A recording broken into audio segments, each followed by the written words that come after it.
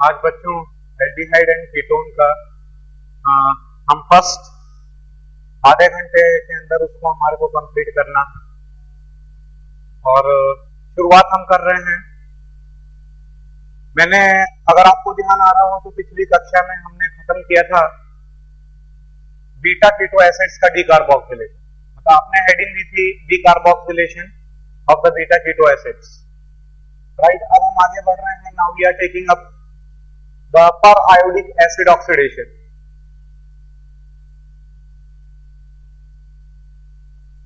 पर iodic acid oxidation, इस पर हम पहले भी चर्चा कर चुके हैं। हम इसको लेकर पहले भी चर्चा कर चुके हैं अल्कोहल के अंदर। थोड़ा सा हम आपको और इस पर डिस्कस कर लेते हैं। इसमें क्या है, पर आयोडिक एसिड ऑक्सीडेशन में आप HiO4 ऑक्सीडाइजिंग एजेंट की तरह काम करता है। और इसमें क्या है कि जैसे कि अगर हमारे पास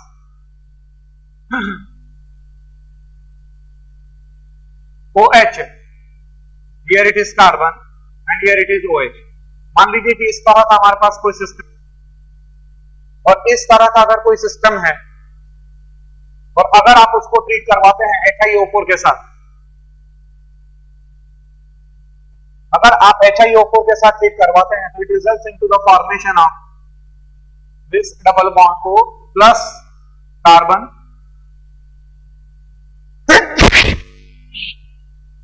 डबल बॉन्ड O, मतलब ये कार्बोनिल ग्रुप के अंदर कन्वर्ट हो जाता है। मतलब यहां अगर आप गौर से देखें तो ये कार्बन कार्बन जो बॉन्ड था उस कार्बन कार्बन बॉन्ड का क्लीवेज हुआ, राइट। ये वाला बॉन्ड और ये वाला बॉन्ड टूट गया।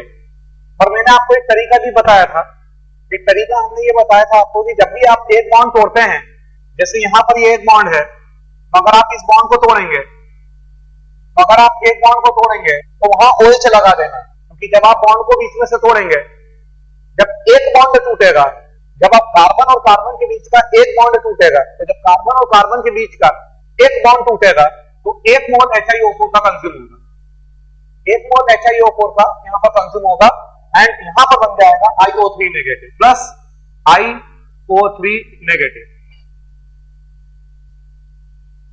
और जब ये बॉन्ड टूटा, तो जब ये बॉन्ड टूटेगा तो कार्बन के साथ में OH लगेगा, राइट, और इस कार्बन के साथ में OH लगा देंगे।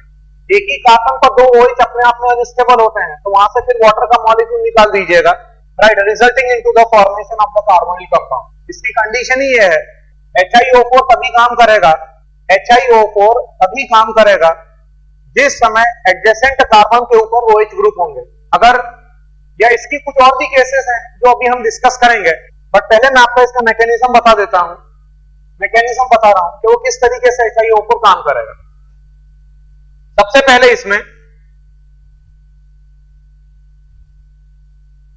HiO4 की अगर हम बात करें या IO4 नेगेटिव की बात करें, तो जो आयोडीन है वह आयोडीन अपनी +7 ऑक्सीडेशन स्टेट के अंदर होता है। ये carbon, here it is OH and here it is carbon and here it is O and here it is H, right. ये है। अब यहां पर क्या हुआ, सबसे पहली स्टेप में I double bond O double bond O double bond O and here it is O negative. ये है आपका IO4 नेगेटिव। आपको अच्छी तरीके से पता होगा कि आयोडीन जो है वो 7 कोवेलेंट बॉन्ड बना सकता है, राइट, मैक्सिमम 7 कोवेलेंट बॉन्ड्स बनाता है। तो ये IO4 नेगेटिव है हमारा, मतलब HiO4 का IO4 नेगेटिव मैंने यहां पर लिया। तो सबसे पहली स्टेप में आप H2O का एक मॉलिक्यूल निकाल दीजिए।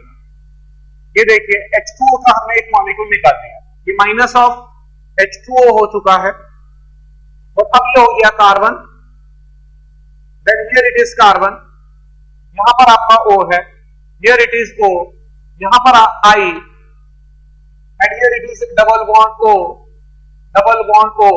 And it is O negative. ये हो गया। जिस समय आपने H2O का मोल एक मॉलिक्यूल निकाल दिया, H2O के जब एक अणु को आपने निकाल दिया, राइट, तो अब यहां पर ये सिचुएशन आई है। अब यहां पर क्या होगा, now here occurs the rearrangement. अब यहां पर रीअरेंजमेंट होगा। रीअरेंजमेंट कैसे होगा, ये वाला बॉन्ड यहां पर शिफ्ट हुआ, ये वाला बॉन्ड यहां पर आ गया और ये वाला बॉन्ड यहां पर शिफ्ट हो गया। चेक करिएगा, ये वाला बॉन्ड यहां पर आया और जब ये वाला बॉन्ड यहां पर आएगा तो इस कार्बन के ऊपर पॉजिटिव चार्ज डेवलप होने लगेगा। अब इस कार्बन पर जब पॉजिटिव चार्ज डेवलप होने लगेगा तो ये वाला बॉन्ड यहां पर शिफ्ट होगा। अच्छा, जब ये वाला बॉन्ड यहां पर शिफ्ट होगा तो साइमल्टेनियसली ये वाला बॉन्ड आई की तरफ चला गया। वो शिफ्टिंग करवाना क्यों जरूरी है, वो शिफ्टिंग करवाना इसलिए जरूरी है क्यों, क्योंकि जो ऑक्सीजन है वो ऑक्सीजन अपनी ऑक्टेट को एक्सपांड नहीं कर सकता। Oxygen can't expand it's octet. तो अब यहां पर हो जाएगा, जैसा जैसा एरो लगाए गए हैं उसको आप फॉलो करें। ये carbon, here it is double bond O, फिर ये प्लस, यहां पर ये carbon and here it is double bond O plus. Check कर लीजिएगा, IO3 नेगेटिव फॉर्म में अलग हो गया, राइट। और वैसे भी साफ साफ पता चल रहा है कि जो IO4 नेगेटिव है वो IO4 नेगेटिव अपने आप में ऑक्सीडाइजिंग एजेंट है और ऑक्सीडाइजिंग एजेंट का काम होता है इलेक्ट्रॉन को एक्सेप्ट करना। ऑक्सीडाइजिंग एजेंट का काम होता है इलेक्ट्रॉन को एक्सेप्ट करना। तो जो IO4 नेगेटिव है वो IO4 नेगेटिव ने इलेक्ट्रॉन लिए और दो इलेक्ट्रॉन को लेकर वो IO3 नेगेटिव में कन्वर्ट हो गए, राइट। यहां पर +7 स्टेट में है और यहां पर +5 स्टेट के अंदर है। तो ये बच्चों इसका मैकेनिज्म है, किस तरीके से जो HiO4 वर्क आउट करता है। अब बात आगे बढ़ती है, यहां पर आपने नोट कर लिया होगा। अब इसके मैं अलग अलग केसेस बता रहा हूं जहां जहां पर ये वर्कआउट करता है, जहां जहां पर HiO4 काम करेगा। देखिएगा आप,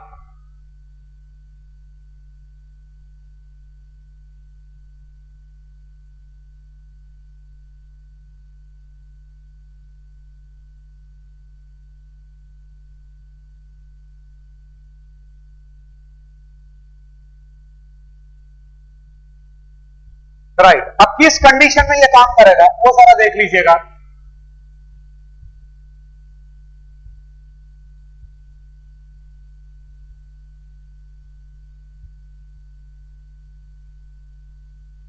जैसे मैंने कहा आपसे कि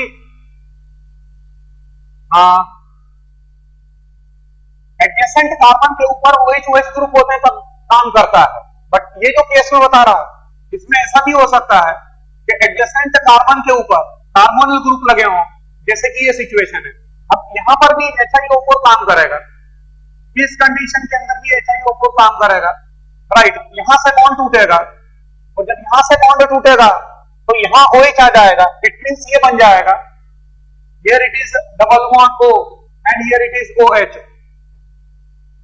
प्लस यहां पर ये carbon, here it is A double bond O and here it is OH, right.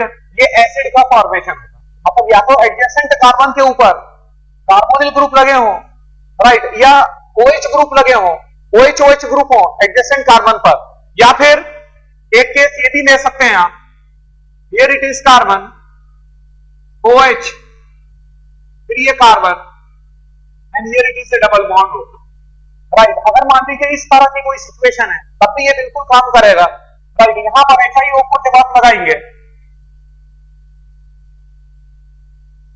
तो अगेन ये वाला बॉन्ड टूटेगा, तो it results into the formation of, यहां पर आपको डबल बॉन्ड O मिल जाएगा प्लस यहां पर here it is double bond O and here it is OH। Check कर लीजिएगा, कुछ भी नहीं कर रहा हूं, जो मैंने पहले कॉन्सेप्ट दिया था बिल्कुल उसी को आपको फॉलो करना है। पहले मैंने कॉन्सेप्ट ये दिया था कि एक कार्बन कार्बन जब बॉन्ड टूटेगा, तो जब एक कार्बन कार्बन बॉन्ड टूटेगा तो उसके लिए हर एक कार्बन कार्बन बॉन्ड के टूटने में 1 मोल HiO4 की आवश्यकता होगी, राइट। और साथ ही साथ में मैंने ये कहा था कि हर एक कार्बन बॉन्ड जब टूटता है तो आप OH ग्रुप लगाते चलिए। जैसे कि ये वाला कार्बन कार्बन बॉन्ड टूटा तो आपने कार्बन के साथ में OH और यहां पर भी कार्बन के साथ में OH लगा देना है, राइट। और एक ही कार्बन पर जब 2 OH होंगे तो वो अपने आप में अनस्टेबल सिचुएशन होगी, राइट। और फिर वहां से आप H2O निकाल दीजिएगा तो वो प्रोडक्ट आपका बन जाएगा, राइट। एक और केस लीजिएगा,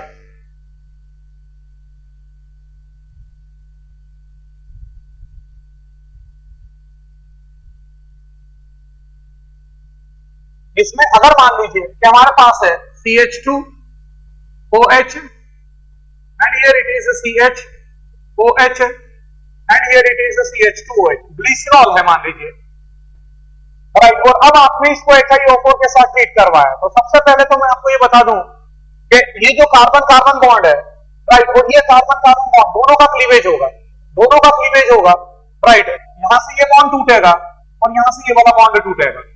जब ये वाला बॉन्ड टूटेगा, हर एक बॉन्ड तोड़ने के लिए एक HiO4 के मोल की जरूरत पड़ेगी, राइट। इसका मतलब जब ये दो बॉन्ड टूट रहे हैं तो 2 moles of HiO4 are consumed, 2 mole HiO4 के यहां पर कंज्यूम्ड होंगे, राइट, जिसकी वजह से यहां पर मिल जाएगा formaldehyde CH2 double bond O plus ये वाला जो पार्ट है, ये वाला पार्ट हमारे को देगा formic acid HC double bond O and it is OH, ये फॉर्मिक एसिड बनाएगा, प्लस ये वाला पार्ट अगेन फॉर्मल्डिहाइड बनाएगा, ये CH2 double bond and it is O। मतलब आपको 2 मोल फॉर्मल्डिहाइड के मिलेंगे और 1 मोल आपको फॉर्मिक एसिड का मिलेगा, right. This is the concept. तो ये जो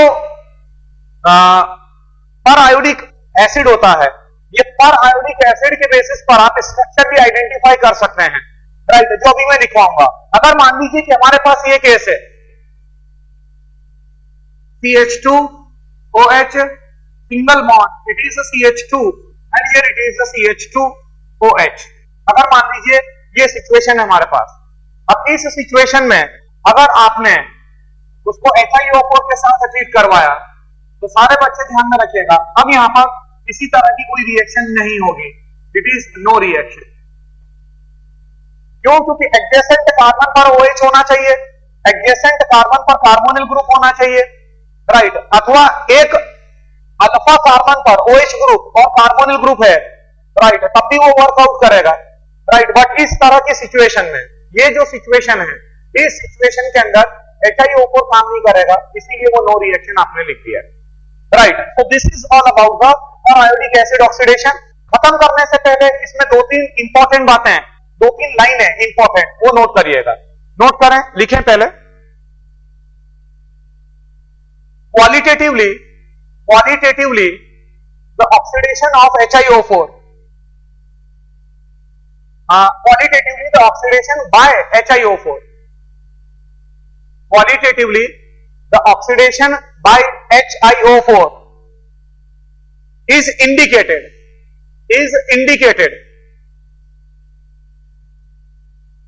by the formation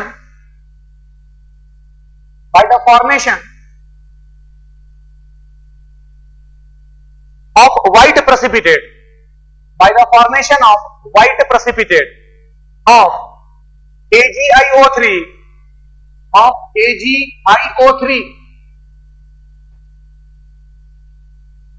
on the addition of silver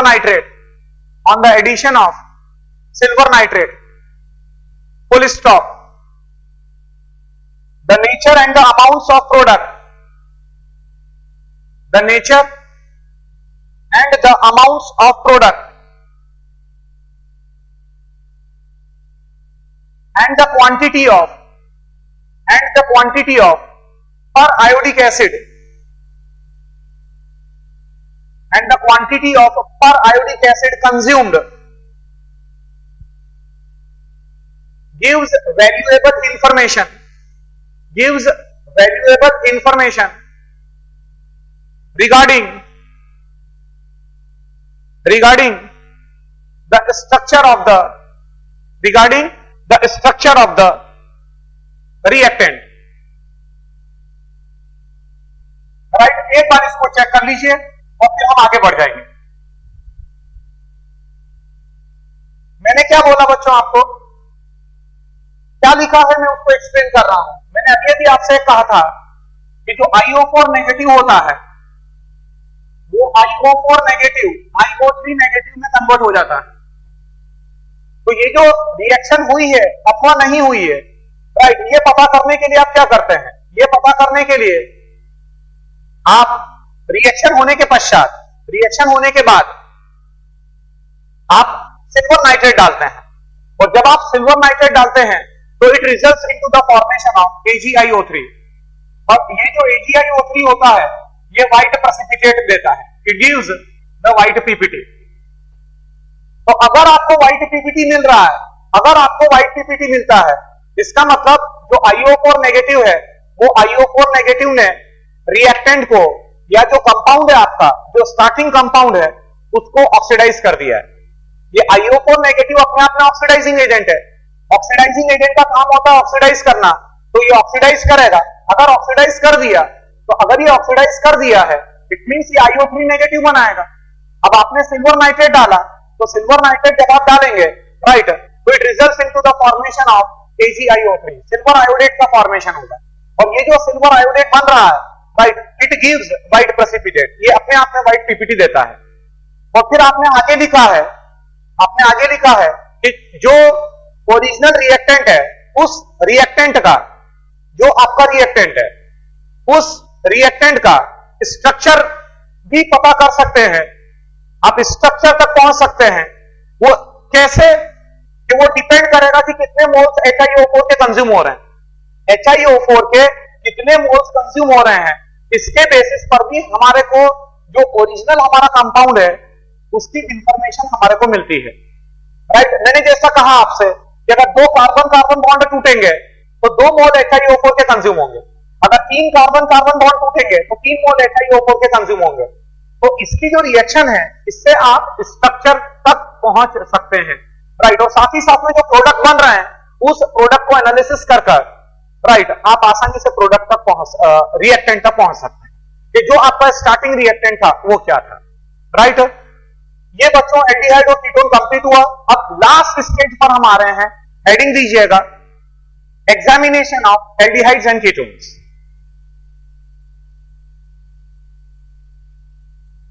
examination of aldehydes and ketones, right. इसमें नोट करेंगे आप aldehydes and ketones, aldehydes and ketones are known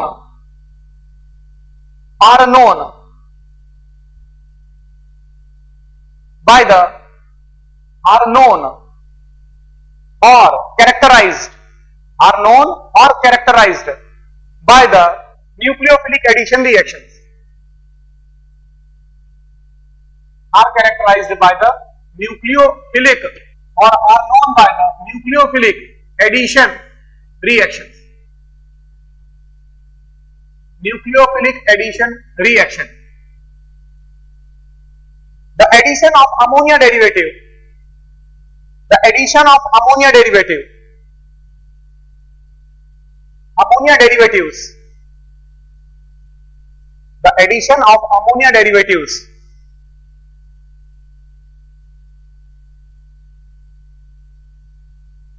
justifies the presence of carbonyl group, justifies the presence of carbonyl group of aldehyde and ketone, carbonyl group of aldehyde and ketone.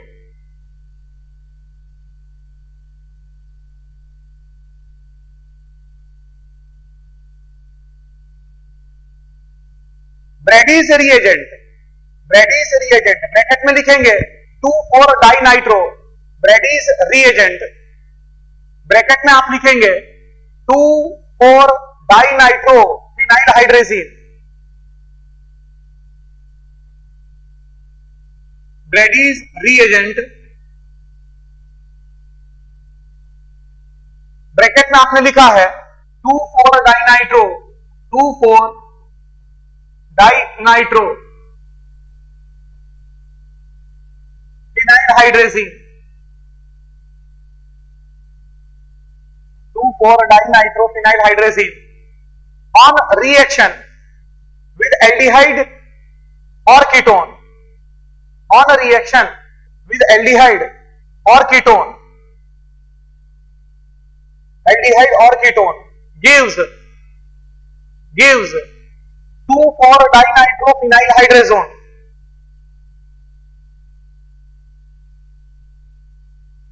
which is identified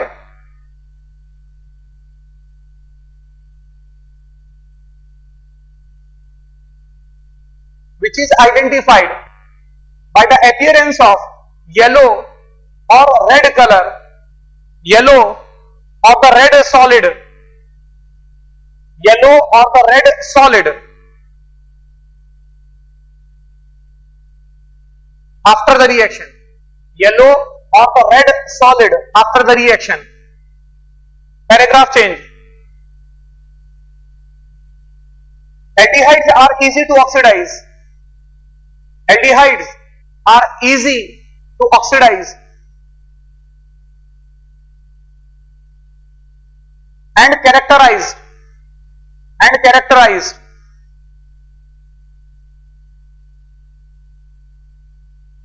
by giving the positive tolerance test, by giving the positive tolerance test.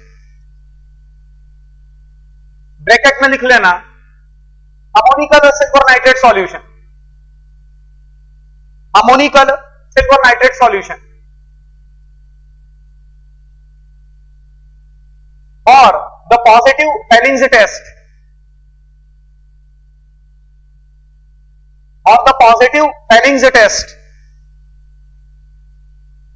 Bracket में लिखेंगे also the Benedict's test, also the Benedict's test.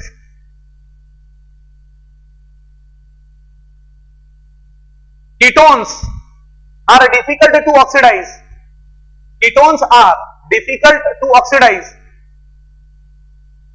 Ketones are difficult to oxidize, and thus most of the ketones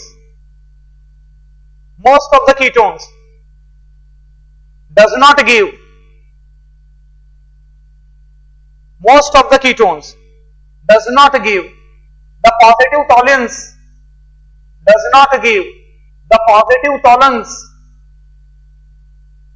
or the positive findings test, positive tolerance or the positive findings test.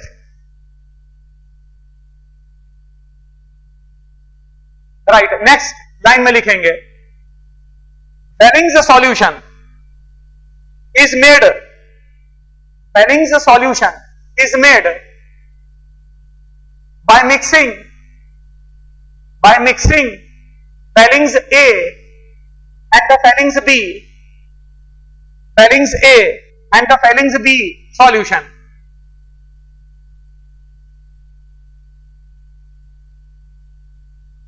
Fennings A solution, acid Fennings A solution, इस तरीके से उसको लिखना Fennings A solution, Fennings A solution contains the copper sulfate solution, contains the copper sulfate solution,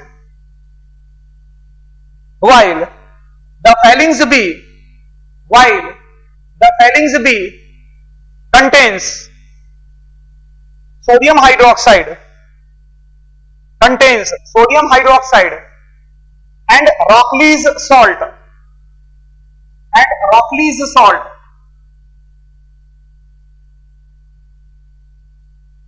and Rockley's salt. Bracket में लिख लेना sodium potassium tartrate, sodium potassium tartrate, bracket close, full stop. During the oxidation of aldehydes, during the oxidation of aldehydes, two acids, comma, the cupric ions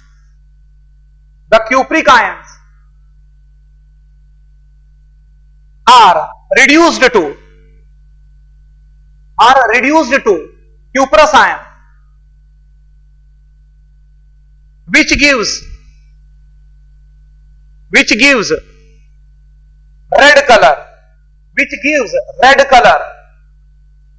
reaction note कर लेना R C double bond O and it is H plus twice of Cu2 positive plus twice of OH negative, giving R C double bond O and it is O negative plus Cu2O plus twice of H2.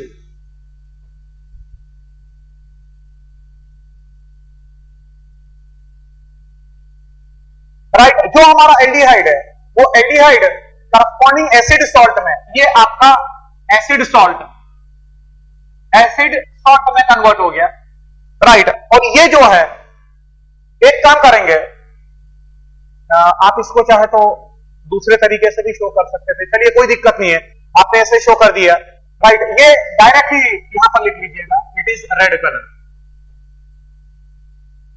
Right, जो original colour होता है वो original colour blue था, सारे बच्चे ध्यान में रखेंगे, क्योंकि हमारे पास क्यूप्रिक आयन था और क्यूप्रिक आयन जो है वो ओरिजिनली ब्लू कलर देता है। तो अगर मान लीजिए कि कभी ऐसा लिखा हुआ आता है आपको कि the blue colour is converted into red, ये किसकी कैरेक्टरिस्टिक होगी?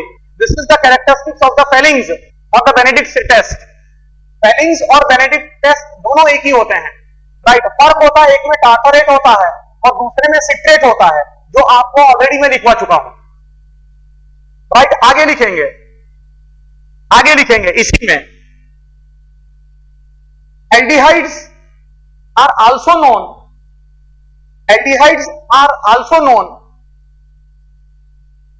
By giving the positive shift test, are also known by giving the positive shift test. इस तरीके से आप लिखेंगे SCH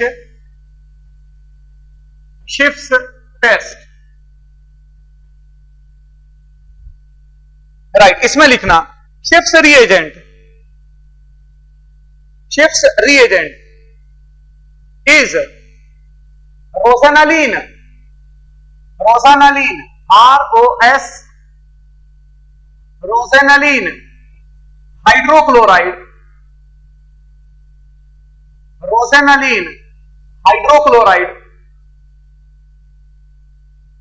dissolved in water and SO2 is passed and sulfur dioxide SO2 is passed till the magenta color, magenta मतलब bracket में लिख लेना deep red, till the magenta color is decolorized.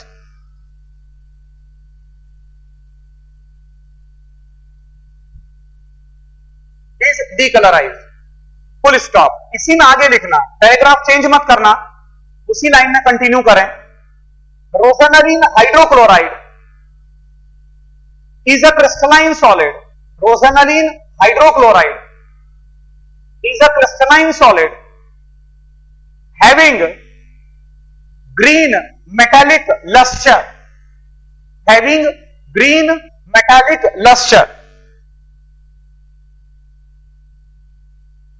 When it is added in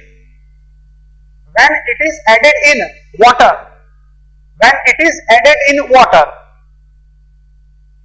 deep red color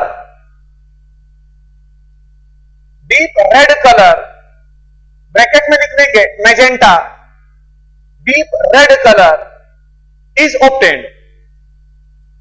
मतलब जो रोजेनालीन hydrochloride है वो originally solid है, crystalline है और साथ ही साथ में उसका ग्रीन मेटालिक लस्टर होता है। बट जब आप उसको पानी के अंदर डालते हैं, तो जिस समय आप उसको पानी के अंदर डालते हैं तो डीप रेड कलर मिलता है, हमारे को मैजेंटा कलर मिलता है। आगे लिखेंगे in the solution SO2 is passed, in the solution SO2 is passed until the deep red color disappears, and this forms Schiff's reagent, and this forms Schiff's reagent. Aldehydes are known. Aldehydes are known by restoring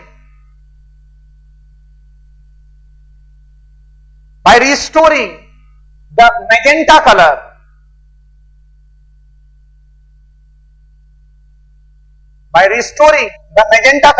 of the solution of the Schiff's reagent or of the solution.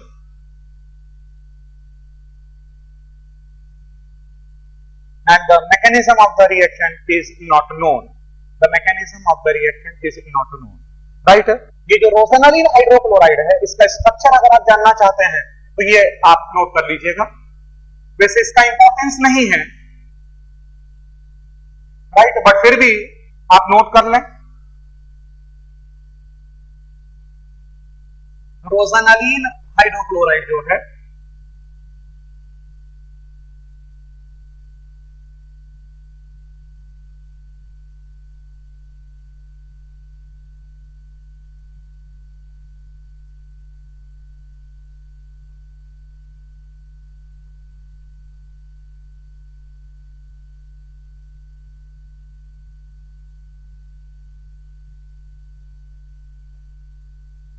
right, this is the structure of the rosaniline hydrochloride.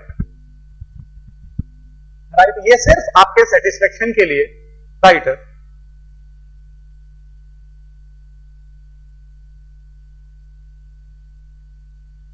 अब थोड़ा सा आगे लिखेंगे, बस 2-3 line और बची हुई है, राइट, उसमें नोट करेंगे.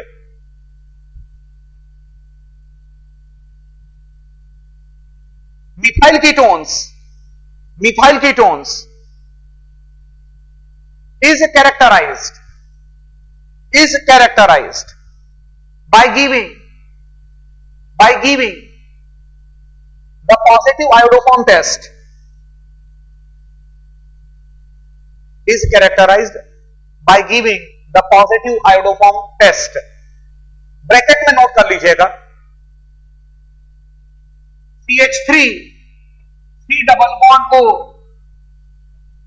moiety, CH3 C double bond O moiety, MOIETY moiety should be present in the compound.